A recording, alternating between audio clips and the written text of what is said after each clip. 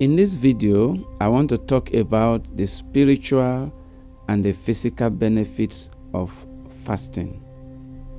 Number one, fasting is very spiritual. It brings spiritual power to those people who engage in it.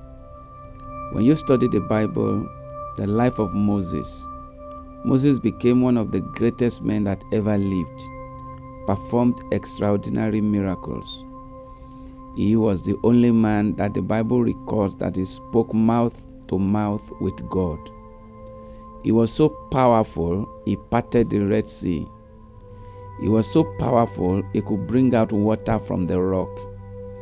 He was so powerful, you see, he caused, by the grace of God, manna to come down from heaven and fed the whole nation for 40 years in the wilderness. They were just going to the field to pick up manna, a type of bread, and eat every day for 40 years. That was powerful. It came as a result of fasting.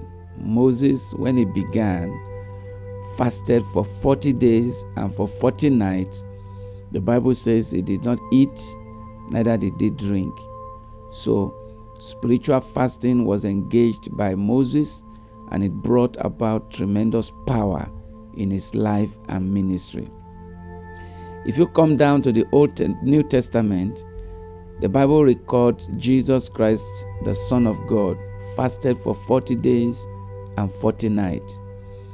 And you know the result of the fasting of Jesus? He embarked upon a ministry of 3.5 years that changed the course of the history of the whole world. He was so popular and blessed and powerful that after his death, time was divided into two. The period before Christ and now the period after Christ. Now we are in 2018 years AD. AD means after the death of Jesus Christ. So the fasting that Jesus Christ embarked upon at the start of his ministry brought tremendous success to his ministry. So fasting brings spiritual benefit, spiritual power to anyone that engage in it. In our present day, there are so many people who engaged in fasting, and as a result of their fasting, they got most of the things that they desired. Fasting as a spiritual exercise brings power and brings solution and answers to the prayer that we are seeking for from God. The next part of this video is going to show you the scientific point of view and the benefits of fasting. This next video was found on the YouTube, and I'm just including it to help you to understand the tremendous power of fasting. I believe you will enjoy it. Fasts found across just as many cherished traditions, and they all generally revolve around the idea of not eating food for a period of time. The most common is a water fast, where you drink only water and don't eat any food for the duration of the fasting period. In recent years, some other forms of fasting have been quite popular as well, such as juice fasting, where you consume only fresh fruit and veggie juices. There has also been some remarkable cases and studies on dry fasting, which entails going a set period of time without both food or water. The question is, and something you may be asking yourself right now, why would anyone do this? Fasting is without a doubt one of the quickest and easiest ways to rapidly heal your body. It is known to provide a wide range of benefits, such as reducing neurological diseases like Alzheimer's and Parkinson's, inducing body-wide cellular repair processes, lowering risk of diabetes, reducing stress and inflammation, and even preventing cancer. On top of these benefits, fasting also spurs deep mental, emotional, and spiritual healing, helping you release worries, anxieties, stresses, and even helping to get rid of certain addictions. In this way, we then find new clarity and peace within mind, body, and spirit, and come to a place of deep spiritual revelation. Fasting has played a huge part in many different spiritualities around the world, and has been said to play a large role in connecting you with God and finding yourself. In Christianity, Jesus fasted for 40 days in the wilderness after being baptized by John in the River Jordan. Across all of these faiths, they believed that fasting would bring incredible miracles into our lives. When combined with prayer or meditation and a commitment to our spirituality, fasting can help us to increase our spiritual abilities, reach states of deep inner peace, learn to identify the difference between authentic hunger cravings and food addictions, develop self-restraint and discipline, improve manners, protect us from lustful desires, and encourage great bodily purification. This is only a small list of possibilities of what can happen physically, emotionally, mentally, and spiritually when we participate in a fast. So how does this work? Well, on a physical level, our bodies have an innate capacity to heal themselves. However, under normal circumstances, a great deal of energy in our bodies goes to the digestive system and metabolizing processes, turning the food we eat into usable energy for us to live our lives. This also means that the systems required for healing and repair are put on hold until these other processes have run their course. Thus, by fasting, we are essentially asking our bodies to take a break from digesting, freeing up a lot of energy for use on healing other parts of our bodies that often get neglected. For those who are curious, the deep physical cleansing benefits of fasting only really arise when you cut out food entirely. Just eating less than your recommended daily amount is not the same, because eating anything at all adds to your body's active energy storage called glycogen, which takes about 10 to 12 hours to be depleted. It's only after this time that the body starts burning fats for fuel and using up your excess fat storage for energy. The benefits that we could really go into here are astounding. However, the main points are as follows. Once your body enters into the state of burning fats for fuels, we see our glucose levels drop. We start to lose weight and belly fat as it's used up for fuel. We see insulin and IGF-1 levels drop, reducing risk of diabetes, and we see many deep cellular repair processes begin as the body begins removing waste material from our cells.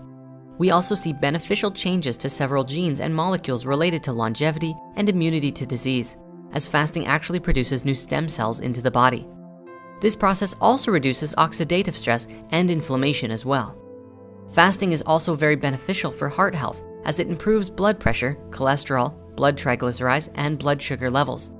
Doing this also improves brain function, which reduces anxiety as a result. Not surprisingly, exercise is the only other thing we know of which shows the same positive effects on brain health as fasting. Whenever you end a fast, it's important to do it very carefully. If you come off of your fast and go straight into eating how you used to, you may find your belly becoming quite bloated. This is actually normal if you intake food too quickly or eat food that your newly cleansed body doesn't actually like. If you instead start with teas, soups, and smoothies, and then begin shifting to small amounts of raw or plant-based foods, your body will have a much easier time adapting back to eating again. For those who are just starting out with the practice of fasting, you should probably know the different kinds of fasts that there are, because there are quite a few that exist now. Here's a short list of different fasts that you can try. Water fasting, the most basic and essential of all of the fasts. It's just drink nothing but water for the duration of the fast. In this way, you consume 0 calories, 0 nutrients, and 0 carbs, and thus this becomes one of the purest fasts out there. Many people just starting out sometimes include a small 50-calorie soup broth per day, but no higher, as 50 calories are not enough to stop the ketogenic process of your body breaking down fat storage. The next fast that we want to share is juice fasting. This is one of the easiest fasts to get started with, from the perspective that you can go days and days without experiencing hunger, because you are still supplying your body with tons of energy for your body to use. We could talk all about juice. Intermittent fasting. This is when you fast for a period of time during the day, and then break the fast for a meal at some point in your day, and then resume fasting. This is essentially the basis of the Ramadan-style fast, but you don't necessarily have to practice fasting only when the sun is up. The idea here is to pick a number of hours that you want to fast for during the day, say 18 hours, and then you have a small window of 6 hours to eat every day. Ideally, you want to reduce this to about a 4-hour window, and then fast for 20 hours every day. This style of fasting works best if you can commit to it for several weeks, which gets your body in the same state as if you did a 3-day water fast. Dry fasting. Now, before we even describe this one, we'd like to express not to try this fast until you have practiced other forms of fasting for a long time, and not to practice without supervision. That said, this is going to blow your mind. There is this myth out there that humans can only survive without water for 3 days and then you'll die. However, the longest record for someone surviving on a dry fast is actually 18 days. It is suggested that this same fast is what was practiced by Jesus, Buddha, Moses, and Krishna in the old scriptures, but nobody knows for sure. Dry fasting is particularly intense because it involves cessation of both food and liquid for the duration of the fast. Some even restrict physical contact with water as well, because under dry fasting conditions, the skin becomes more absorptive to the moisture in the air and what you touch. Normally, toxins are released through the liquid in the body. But since there is very little water in the body at this point, toxins are eliminated by a unique mechanism whereby each cell essentially becomes its own furnace to burn up its own waste by attempting to rebalance the heightened levels of pressure between the inside and the outside of the cells. This method of fasting also releases more living stem cells into the body than regular fasting. A Russian doctor named Dr. Filanov has practiced medical dry fasting with his patients and experienced some tremendous results in healing some very deadly diseases. There are also a lot of new fasting systems out there which have been invented recently, such as the Master Fast Cleanse. This is a fast which combines intermittent juice fasting and dry fasting, where you consume dark juices for 6 hours a day and then dry fast for the remaining 18 hours until the next hydration period. You also consume a small amount of psyllium husk pudding with activated charcoal and bentonite clay, which is essentially a non-nutritional fiber that massages your intestines and peels toxins out of the colon as it moves through. Then, once a week, you dry fast for a longer period, and that longer dry fast duration increases over the course of the fast, which is upwards of 60 to 120 days. Our friend Giovanni did this fast, and if you'd like to read about the experiences he had, you can do so. Again, for those who are just starting fasting, or who are even seasoned vets, we'd like to give you some warnings and advice to keep everybody safe. Firstly, be careful and don't push yourself too hard. If you've never done fasts before, it can be jarring and very difficult to do a fast more than a day or two, but that's a great place to start. The first 3 or 4 days are always the hardest, but once you really get into the flow of it, you might even find that you're not even hungry once the fat burning really begins. Also, fasting becomes easier with every friend or family member you do it with. When you have mutual support from a community around you, it's just easier than if everybody around you is eating and you are not, where it can become easier to fall off the fast before your body has fully reset. For us, for about a year between 2016 and 2017, we adopted a practice of fasting every Sunday as a spiritual practice and an energetic reset, and it felt great. It actually stopped after we did some much longer fasts, and now we simply fast when it feels right to. Thank you so much for watching, and happy fasting.